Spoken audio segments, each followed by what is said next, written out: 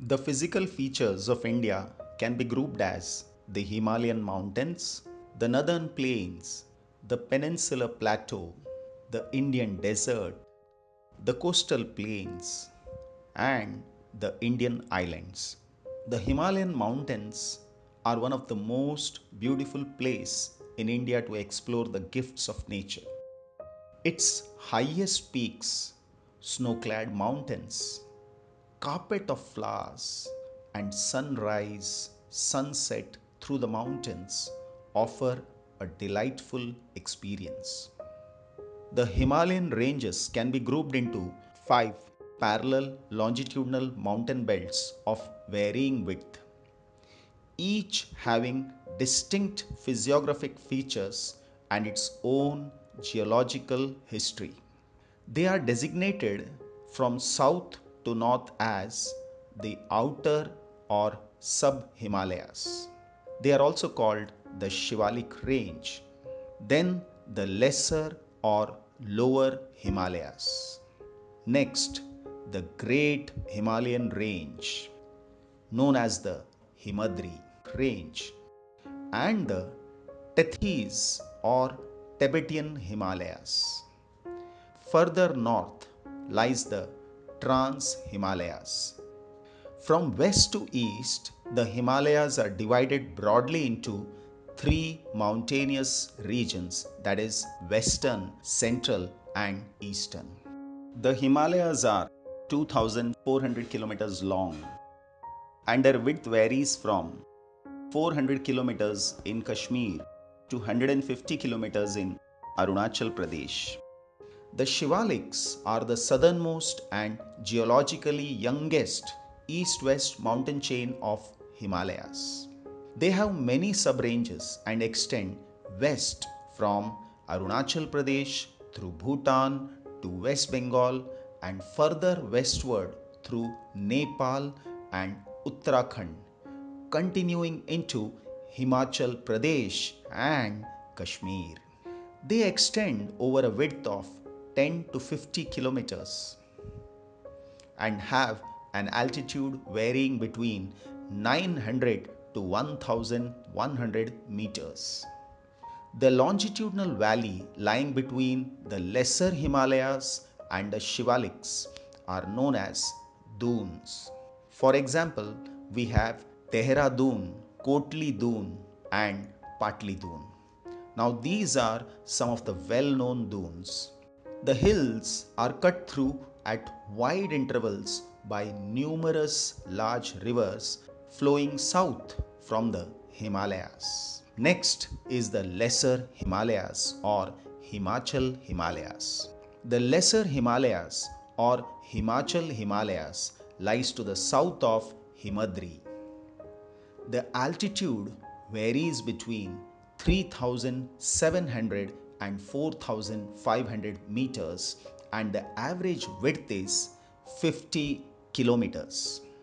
It consists of the Pir Panjal range, which forms the longest and the most important range. Next is the Dhauladhar range and the Mahabharat range. Now, these three are the important ranges lying in the Lesser Himalayas. The Pir Panjal range is the largest sub-range of Lesser Himalayas. It is a group of majestic mountains in the Indian state of Himachal Pradesh and Jammu and Kashmir. The average elevation varies from 1,400 meters to 4,100 meters. The Pir Panjal range is the largest range of the lower Himalayas. Dev Tibba and Indrasan are the two tallest peaks of Pir Panjal mountain range. It also has India's longest rail tunnel known as the Pir Panjal Railway Tunnel. Then it is Banihal Road Tunnel, famous Rotang Pass and Banihal Pass. The Dhauladhar range is one of the branch of the main outer Himalayan chain of mountains in Himachal Pradesh. Dhauladhar mountain range is one of the major attractions in Kangra along with the amazing Kangra Valley.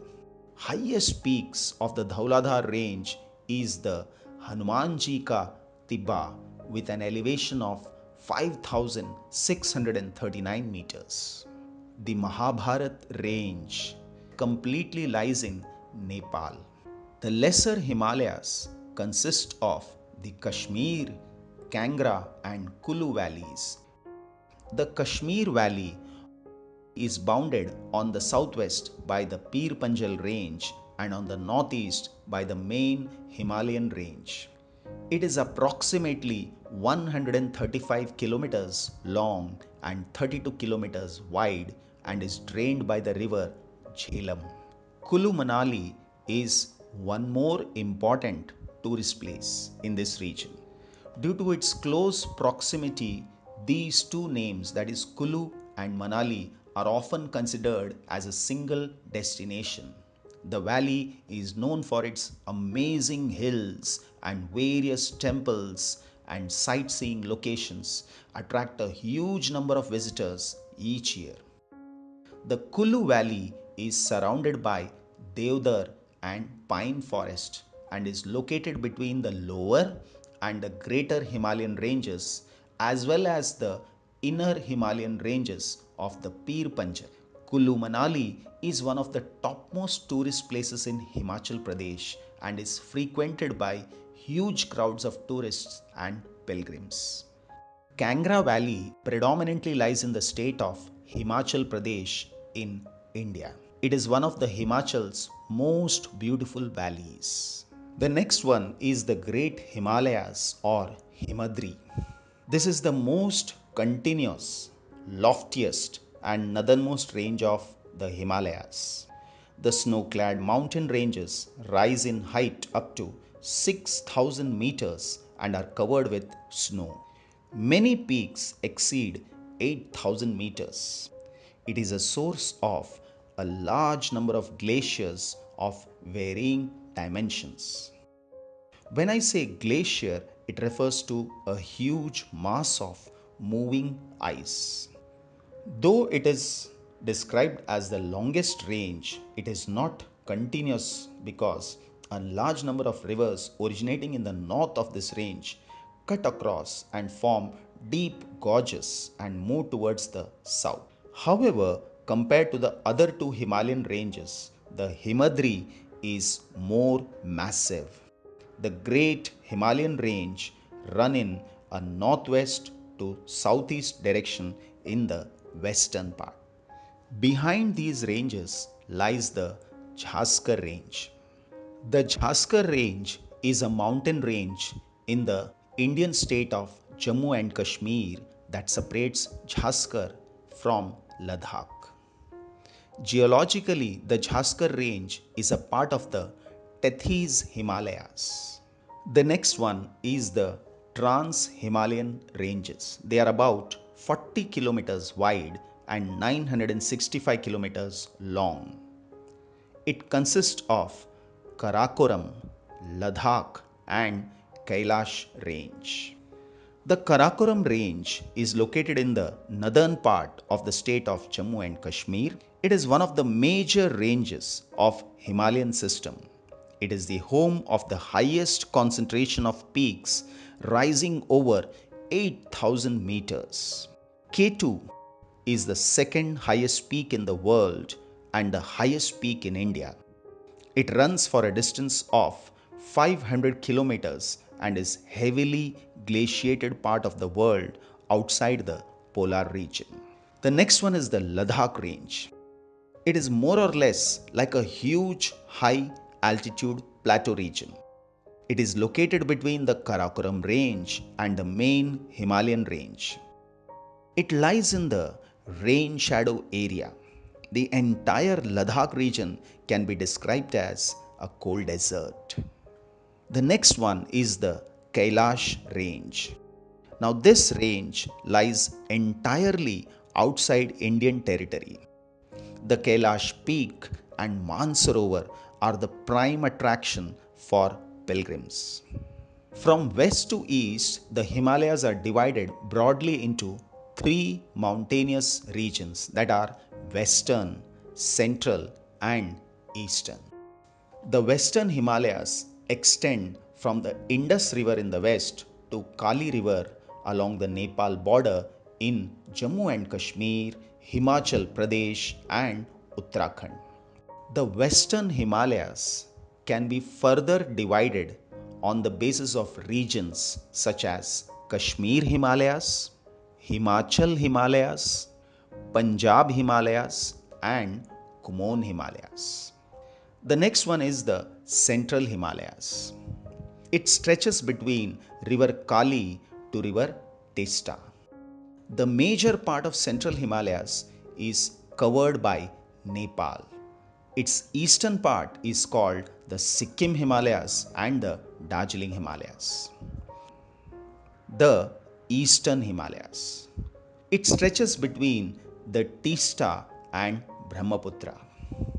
It occupies the state of Arunachal Pradesh. The Eastern Himalayas are also called Arunachal Himalayas. The Eastern Himalayas have a number of passes. Jalipla in Sikkim and Bumla in Arunachal Pradesh are main routes to the Tibetan capital Lhasa. After learning the main Himalayan ranges, we shall learn about the associated mountains. Now, the hill ranges running in the north south direction along the Myanmar border are called Purvanchal. As they form the easternmost part of the country, they are called Purvanchal. They run through the states of Arunachal Pradesh, Nagaland, Manipur, Mizoram. As a result of the eastward movement of the Indo Australian plate, we find that a series of hills have developed in this region. From north to south, these hills are referred by different names. Like we have Patkoi Hills in Arunachal Pradesh, Naga Hills in Nagaland, Manipur Hills in Manipur, and Lushai Hills in Mizoram. The highest peak of Naga Hills is Saramati Peak, which is 3,826 meters.